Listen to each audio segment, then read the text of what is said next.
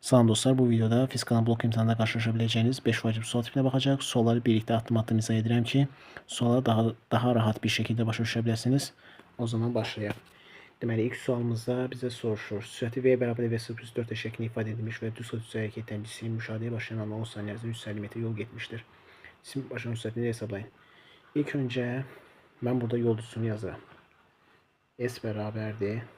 Deməli, V plus V0 bölü 2 burası neye? T'ye. Şimdi burada S'nin ne kadar verip 350. İlk öncesi yazmamızdan evvel böyle bir şey yazalım. V bizde V0 plus 4T'ydi. Ona göre V'nin yeni yazın V0 plus 4. Yani S beraberdi. Deməli V0 plus 4T plus V0 bölü 2 burası neye? T'ye. Yani V'nin yerine V0 plus 4T yazdım. V0'da olduğu kimi kalır. Bölü 2 vur T. Şimdi S beraberdi. V0 ile V0 toplamında 2. V0 2 2'ye bölende olur ne? V0. Yani yazan V0 plus 4'ten 2'ye bölende olur 2T. Burası neye? Buradaki T'ye. Şimdi S ne kadar? 350. Yeni yazan 350 beraberdi. V0 tapmaq istiyoruz. V0 oldu kim kalır? T 10'da 10'u V0 burada olur. 10 V0 plus 2 tek, buradan 2 tek kvadrat alınır. T 10 ise 10'un kvadratı 100. 100'de 2'ye burada olur 200. Yani buradan 10 V0 beraber neye? 3'den 200 çıkarım eğer 150 ve sıradan buradan tapsam ne var ve sıfır beraberdi. 150 olmak üzere eğer 15. Demek cevabımız ne olacak? 15. 15. Bir de izah edelim. S beraberdi v plus v0 bölü 2 burada tedüsünü yazdık. Ve burada da bize SB'nin terliği v0 plus 4 şeklinde de onu göre yeni yazdık v0 plus 4 plus v0 bölü 2 burada. Ve buradan da əvəzləyib 10 v0 bölü 150 tapılır. V0 da buradan tapılır 15. Yani cevabımız olacak 15. İndi keçək növbəti suala. Deməli, ikinci sualına davam edirik. İkinci sual bizə soruşur ki, x9 üzrə sabit ax bərabər -2 metr bir saniyə kvadrat tərcih ilə düz xəttdə hərəkət edən cismi koordinat zamanası qrafiki vermişdir. Cismin başlanğıc sürətindir, hesablayın. İlk öncə baxırıq x-in t-dən hansı qrafiki. Biz bilirik ki, x-in t-dən hansı qrafiki paraboladır. Deməli, parabolsa bu nədir? Bərabər tərcih hərəkət. Və bu bizə burada verir x-max. X-max'ın düzsünə bərabər tərcih hərəkətdə düzsün nədir? Belə yazırıq. X-max bərabərdir. Deməli, at kvadratı bölünsün 2 ve 0 kvadratı bölünsün 2a bir de ve 0t bölünsün 2. 3 tane düzsü var. At kvadrat bölü 2 ve 0 kvadrat bölü 2a ve bir de ve 0t bölünsün 2. Şimdi bize burada a verilir, bir de t'nin özü verilir. Demek a ve t verirse ben burada x-max'ın hansı düzsünə istifadə x-max tapa bilərəm. X-max bərabərdir. X-max bərabərdir. at kvadratı bölünsün 2 düzsünə istifadə edib bunu tapa bilərəm. A ne kadardı? 2. T ne kadardı? 3. Kvadrat olduğu için 3'ün kvadratı bölünsün 2. 2'ler burada x'e gelir. Kalır 3'ün kvadratı. 3'ün kvadratı ne kadar gelir? 9. X max'ı burada tapdım 9. Ama bizde ne soruşur? Cismin başlanğıc sürətini. Bunda ben x max'ı tapmaq üçün, daha sonra v0 tapmaq üçün x max'ın v0 kvadrat bölü 2 adısından istifadə edirəm. Bunu yazıram belə. X max bərabərdir. Deməli, v0'ın kvadratı bölünsün 2a'ya. V0 buradan tapsam ne olur? V0 bərabərdir. Kvadrat olduğu üçün, burada kvadrat olduğu için kök altına alırım. Kök altında 2 x max burası neye? A'ya. Onda kök altına 2 bırak. X max ne kadar taptık? X max taptık 9. Burada 9 taptık. Bunu geri yeni yazır 9. Burası A ne kadardı? 2. O da kök altına 2'ni 2'ye vurarım. 9. 9'da 4 oran ne kadar yer? 36. 36'dan ne kadar çıkar? 6. Demek başlangıç süresi ne kadar oldu? 6 metre bölü saniye kvadratı. Cevap olacak B variantı. Bir daha tekrarlayayım. İlk önce demek bize burada ne verir? Koordinat zamanası qrafiki verir. Koordinatı zamanası qrafiki paraboladır. O parabol olsa demek bu bərabər tərcih hərəkətdir. Onda bərabər tərcih hərəkəti 3 tane düzsü var yol üçün. At kvadrat bölü 2, v0 kvadrat bölü 2a bir de v0 t bölü 2.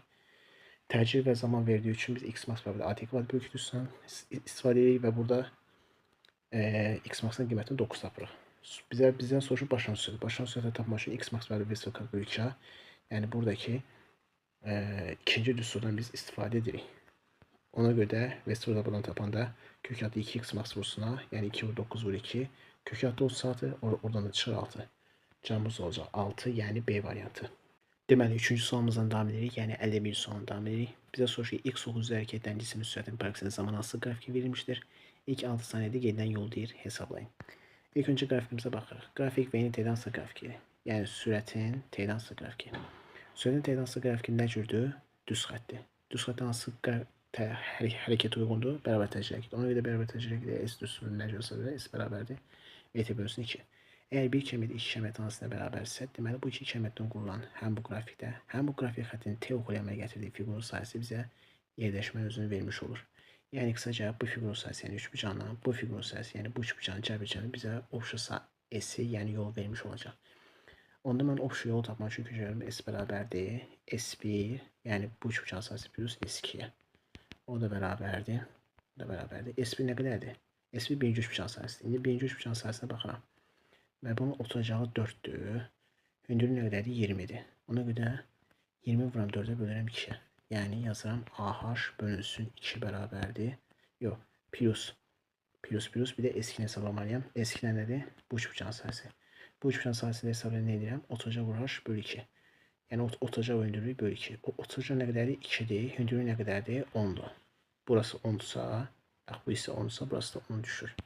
Ona görə belə yazıram. AH bölü 2 plus AH bölü 2. Elə ki A1 H1 bölü 2, A2 H2 bölü 2. O da bərabərdir. Deməli, birincisini nə qədər tapdıq? 20 və 4. Ona görə yerinə yazıram. Deməli, 20 vurulsun 4 bölünsün 2. Plus o biri nə qədərdir? 2 vurulsun 10 bölünsün 2. Deməli, burada 20 vurulur 80 bölü 2 elir neçə? 40. Plus 2 ilə bu 2 də x sayı gedir. Burada da qalır 10. 40 ilə də 10 toplam nə qədər edir? 50. Cavabımız neçə olur? 50 metr. Yəni cavab olacaq 50 metr, yəni D variantı. Bir yəni təkrar izah edirəm. İlk öncə biz V-nin T-dən asılı qrafikinə baxırıq. Deməli, əgər V-nin T-dən asılı qrafiki düz xətdirsə, bu bərabər təcrid hərəkətidir. Bərabər təcrid hərəkəti də yol düzü S bərabər VT bölü 2-dir. İndi əgər bir kəmiyyət iki kəmiyyət arasında bərabərsə, həm bu iki kəmiyyətdə olan qrafik xətti, həm bu T oxu ilə, yəni həm bu T oxu ilə əmələ gətirdiyi fiqurun sayəsi bizə yolu verir. Burada 2 dənə fiqur olduğu üçün həmin bu yol 2 dənə fiqurun cəminə, yəni S1 S2-yə bərabərdir. S1 birinci fiqur, yəni üçbucağın sayəsi, S2 ikinci fiqur, yəni S2-nin sayəsidir.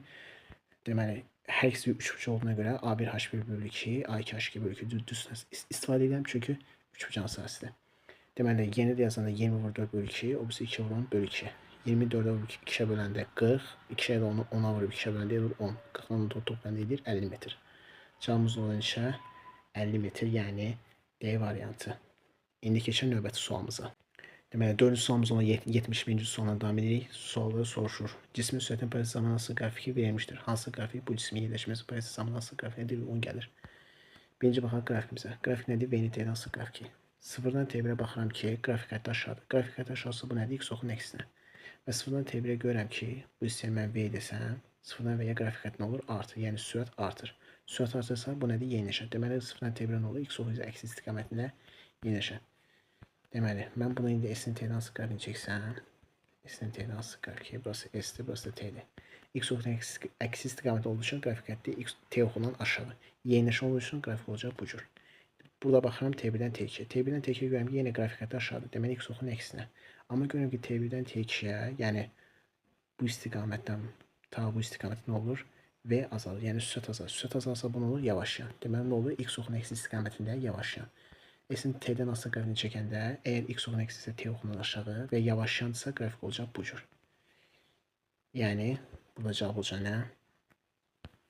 Burada cavab olacaq C variantı. Ümumiyyətlə bir şey yadda saxlayın ki, X oxu istiqaməti yeniləşənsə bu qrafik götürsüz. X oxunun əksinə deyirsə bu qrafik götürsüz. X oxu istiqaməti yavaşlanırsa bu qrafik götürsüz. X oxunun əksi istiqaməti yavaşlanırsa bu qrafik götürsüz. Burada dedik ki, bir simmetriya qanunu ödənilir.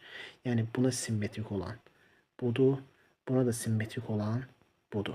Başa düşürsünüz. Ona görə burada dedik ki, 0-dan T1'ə qrafik xətti aşağı X oxunun əksinə və qrafik xəttində sürət artdığı üçün X oxunun əksinə yeniləşən, ona görə S-nin T-dən asılı qrafikində bu qrafik xətti olacaq X oxunun əksinə yeniləşən. Sonra T1'dən T2 görürük ki, qrafik xətti yenə aşağıdır. Deməli, qrafik xətti yenə T oxundan aşağı olacaq və sürət azaldığı üçün olacaq yavaşlayan, yəni X oxunun əksi istiqaməti yavaşlayan, yəni bu qrafik götürürük. Ona görə burada cavab olacaq nə? C variantı, yəni 0-dan T1'ə X oxunun əksi istiqaməti yeniləşən, T1'dən T2'yə isə X oxunun əksi istiqaməti yavaşlayan. Cavabımız olacaq C variantı. İndi keçək növbəti suala. Deməli, növbəti sualımız olan 61-ci sualdan davam edirik, yəni 5-ci sualdan davam edirik. x9 üzeri hərəkətlən cismin sürətənliyi v x bərabərdir 3.6 t çıxılsın 18. Yəni bu şəkildə bizə deyir ki, cisim nə qədər müddətdən sonra dayanar. Əgər dayanma sözü varsa dayanma nədir? Yəni v bərabərdir 0 deməkdir. V 0 bərabər. Çünki dayanma nədir? Hərəkət saldı v bərabər 0 olur. Ona görə buraya yazıram. Deməli v bərabərdir 0. V bizə nə qədər verib? 3.6 t çıxılsın 18. Ona görə yeni yazıram. 3.6 t çıxılsın 18. O da bərabər nəyə? 0-a. 3.6 t də bərabərdir 18'e. T'ni buradan tapsam ne olur? T bərabərdir 18 bölünsün 3.6. 18'i 3.6'ya bölünsün ne olur? 5. Cevabımız olacaq 5 saniyə. Bir dənə təkrar izah edən başa düşməyənlər üçün. Əgər dayanma versə v bərabərdir 0. Yəni hərəkətsiz halda. Hərəkətsiz halda v bərabər 0 olur. V'ye 0 bərabərdir. V də nədir? 3.6 t çıxılsın 18. Ona görə 3.6 t çıxılsın 18 bərabərdir 0'a. 3.6 t bərabər nəyə? 18'e. T'ni də buradan tapıram neçə? 18 bölünsün 3.6 yəni 5 saniyə. Cevabımız olacaq neçə? 5 saniyə, yəni Y variantı. Deməli, bu videoda fizikadan buluq imtahanda qarşınıza çıxa biləcək 5 əsas fizika sualını mən sizə izah edim. Ümid edirəm ki, bu video sizə çox faydalı oldu. Əgər belə videoların davamını istəyirsinizsə, videonu bəyənməyi, kanala abunə olmağı və şərh yazmağı unutmayın. Növbəti videolarda görüşənədək sağ olun, salamatçılıqla qalın.